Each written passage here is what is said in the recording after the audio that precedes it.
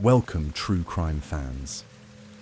Tonight, we dive into dark and disturbing stories where everyday life turns into something truly horrifying.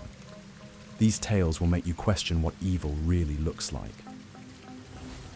In Australia, Catherine Knight, a slaughterhouse worker who seemed to take pleasure in her gruesome job, committed one of the most horrifying murders imaginable against her own partner.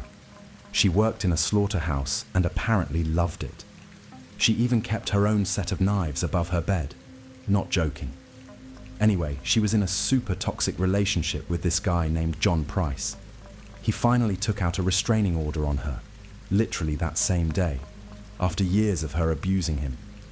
He even told his co-workers, "If I don't show up tomorrow, she probably killed me." He wasn't wrong. That night she stabbed him 37 times while he was sleeping. But that was just the beginning. She skinned him, literally peeled off his entire skin in one piece, like she was dressing a carcass. Then she hung it up on a meat hook in the living room. She cut off his head and cooked it in a pot with veggies. Then she sliced off parts of his body, baked them with potatoes and pumpkin, made gravy, and set the table with it. She made place cards with the names of his kids. Let that sink in. She was about to serve their father to them for dinner. A third plate was found outside. Some people think she might have tried to eat it herself, but couldn't go through with it. Police found her passed out on pills. Maybe she tried to off herself, but survived. When the cops got there, even the forensics team was wrecked. Some quit their jobs after seeing the scene. There was blood everywhere, skin hanging like a curtain, and his head simmering in a pot. Straight up horror movie stuff. And it's not like this came out of nowhere. She had a long history of violence. She tried to strangle her first husband on their wedding night, hit another guy with a frying pan and burned his clothes, slit a puppy's throat in front of a boyfriend to scare him, took a kid hostage with a knife. People literally warned her partners she was capable of killing. No one stopped her. She pled guilty in 2001 and got life in prison with no parole. First woman in Australia to ever get that sentence. Still there today. No remorse at all. This case just hits different. The brutality, the planning, the fact that she treated him like an animal carcass. And people say women don't commit violent crimes like men do. She might be one of the worst. How does someone like this slip through the cracks for so long? Do you think she should have been in a psychiatric hospital? Or is she just evil, plain and simple? Curious what others think. I still can't get over the part with the dinner plates. Bangkok police were already watching the footage by the time they got the third complaint. 3 tourists, all vanished within a week. No sign of struggle, no trace at their hotels. Just gone. The CCTV showed the same cab picking each one up. Same driver. White shirt. Smiling. His name was Jimmy. When they found the house, it looked normal. 2-story neat porch, kids' toys in the neighbor's yard. In the back, a garden. Rows of herbs, vegetables, papaya trees. Everything carefully arranged. Fresh soil. They dug. What they found wasn't just one body. Not 2. 12. Some fully buried. Others, just parts. Limbs in black trash bags. A pair of hands with chipped nail polish, a foot in a planter box, flesh folded into plastic containers. The freezer in his shed was full, labelled bags, a few with names. One was marked Emily Torso. In the kitchen they found blood in the sink, scraps of clothing behind the washing machine, a pile of passports shoved in a shoebox. One had a photo of a woman with dark curly hair. Her family had posted about her online 2 weeks ago. The meat cleaver on the counter still had tissue stuck to the blade. He said he liked the taste, claimed tourists were easy. They didn't know the roads, didn't know his name. He cooked what he wanted and buried the rest. The ones he liked, he kept longer. Some nights, he'd open the bags just to look at them, said it made him feel calm. They asked him why he did it. He shrugged. Neighbors said they never heard a sound. Just Jimmy watering his garden every morning. One officer vomited behind the shed. Another walked off the job. No one knows how long he'd been doing it. No one noticed until the bodies piled too high, and still, they haven't found all the pieces. In the vibrant heart of Chile, Mr. Denny has established a delightful candy shop that captures the essence of sweetness and joy. This charming establishment is not just a store, it's a haven for candy lovers of all ages. The moment you step inside, you are greeted by an explosion of colors and enticing aromas that transport you to a world of sugary bliss. The shelves are lined with an array of confections, from classic favorites to unique artisanal treats that reflect the local culture. Each candy is carefully. He extends a hand of kindness by offering candy to those experiencing homelessness. Out of nowhere, children began to disappear from the town due to their lack of a permanent residence. The matter at hand has not gained the level of popularity one might expect. One day, the councillor's grandson went missing. The police reviewed the CCTV footage and discovered that he had gone to the candy shop. When the police arrived at the scene, they were taken aback. Inside the shop, they discovered a concealed room that had been hidden from view. They discovered the body of the councillor's grandson, but it was missing its head. There are several deep freezers available. Upon opening, they discovered multiple bodies inside. People were filled with fear. Some bodies were found with missing hearts, others with missing kidneys, and various other parts. When they questioned Mr. Den about it, he casually mentioned that he had a preference for consuming human organs. I just heard about this absolutely gut-wrenching tragedy in Usakos, Namibia, and I need to share it because it's so heartbreaking. It's even more personal as it happened just 150 kilometers away from my town.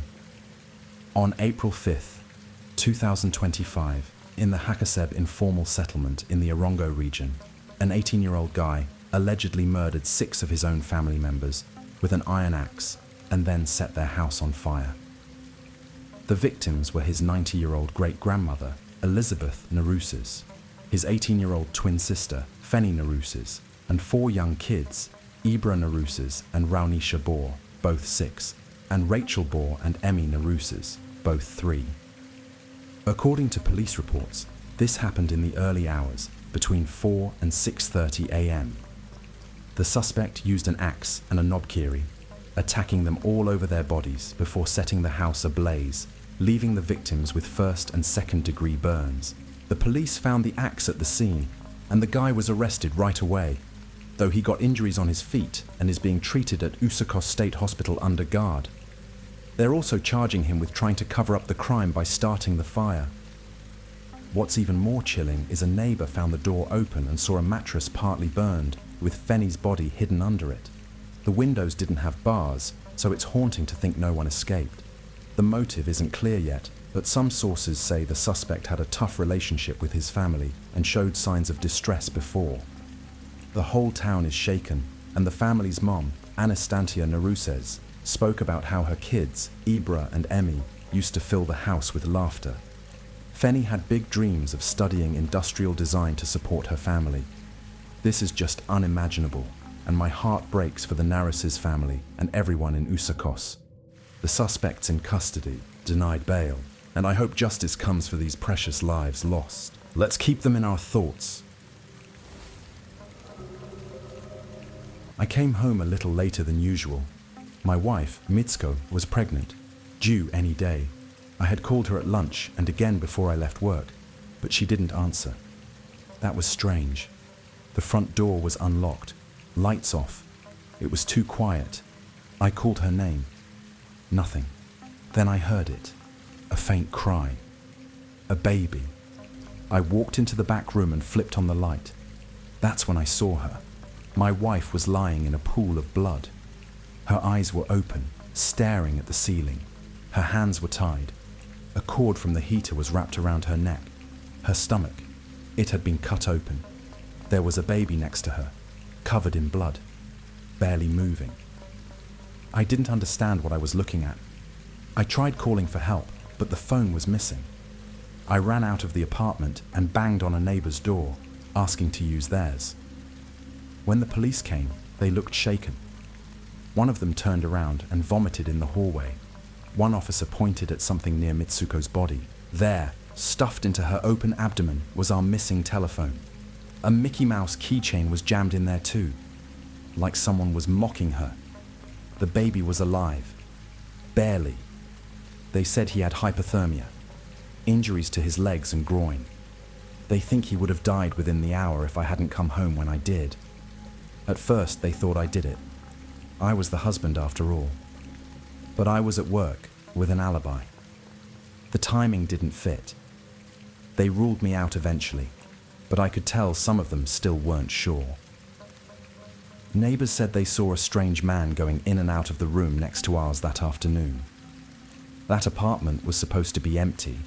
One woman said he came to her door asking for Mr. Nakamura, but she didn't believe that was real. She said he looked nervous, like he didn't belong. They never caught him, never found a weapon, not even a fingerprint. The baby's still alive. My son. He doesn't know what happened. I never told him.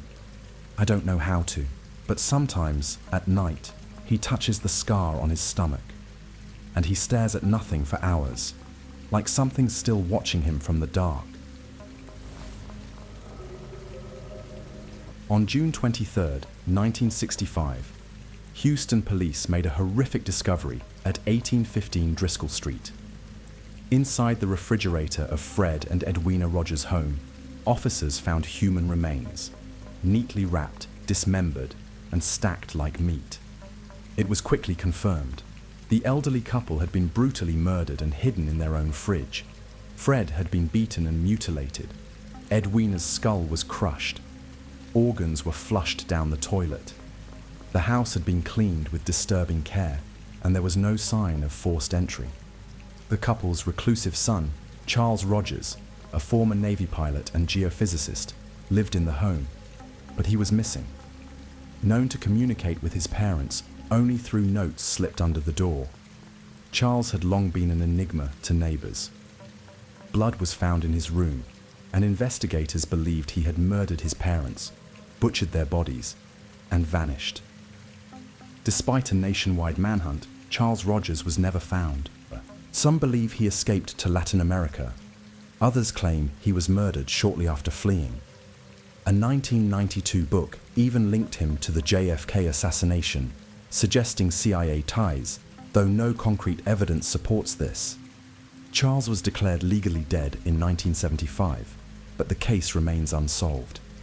The Icebox murders continue to fascinate and horrify, a chilling reminder of how evil can hide in the quietest of homes and how a killer can simply disappear into thin air. 20-year-old Daisaku Chiba dreamed of becoming a professional manga artist.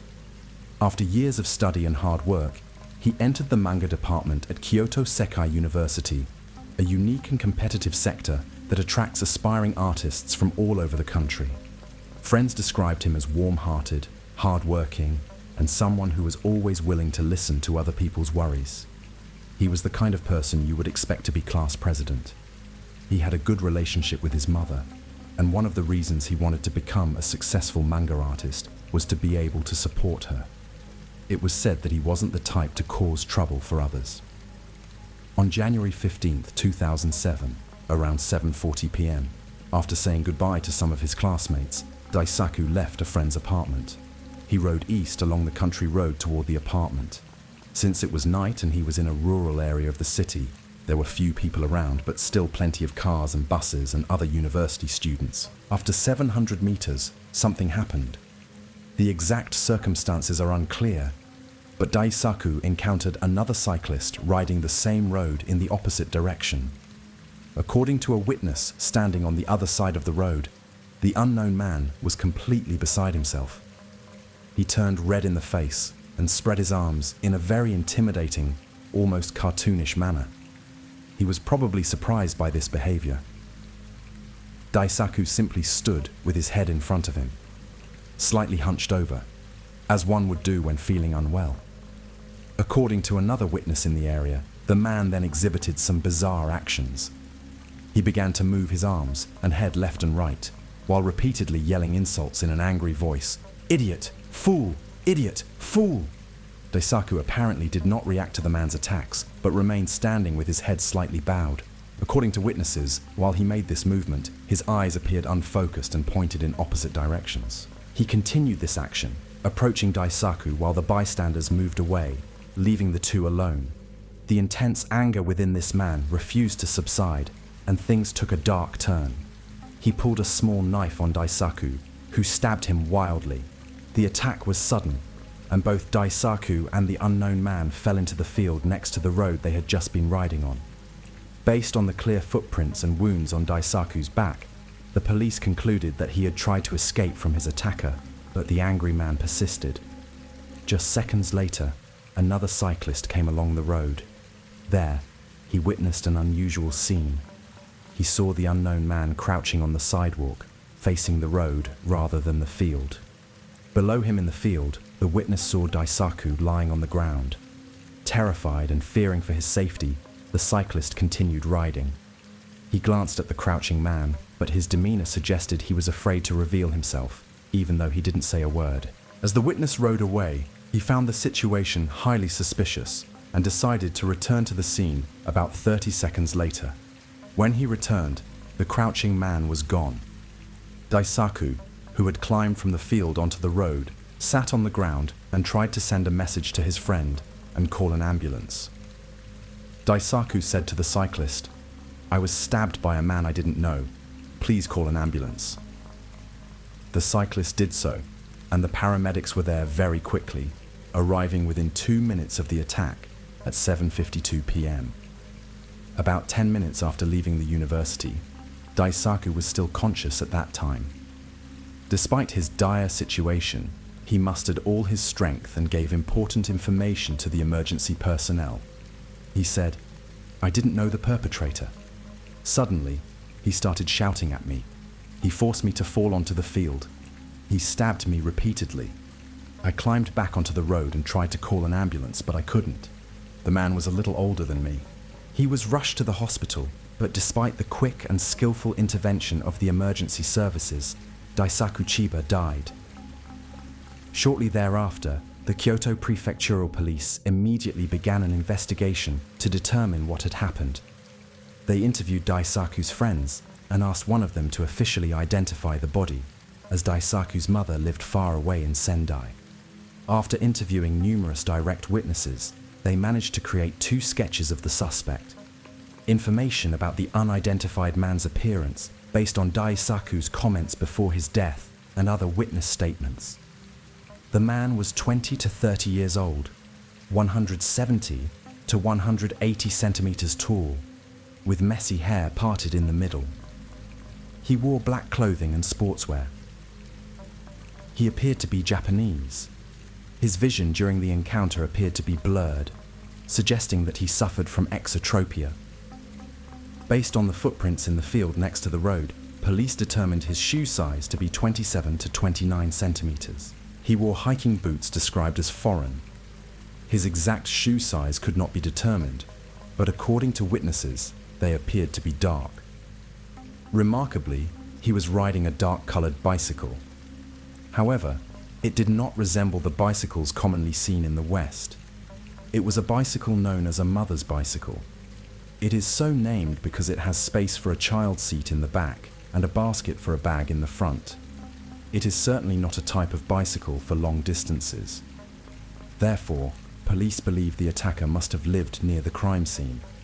They even suspect he was on his way home after work or something similar. 75 officers conducted door-to-door interviews in the area and collected 194 pieces of information. Investigators also tried to determine why the incident occurred and what type of bicycle the attacker was using.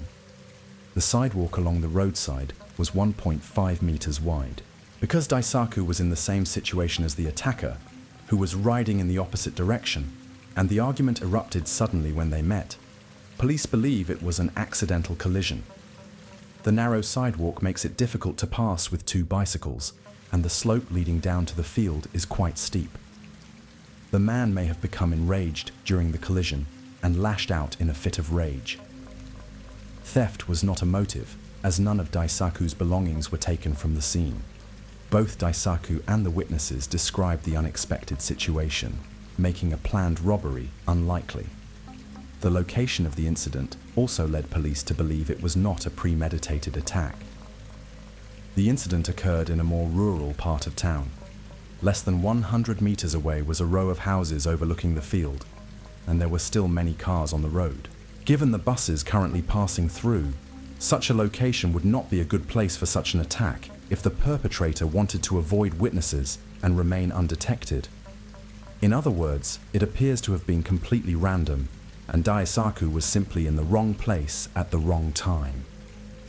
Despite the police's rapid response and intelligence gathering on the scene, authorities have not yet received any information leading to a specific suspect.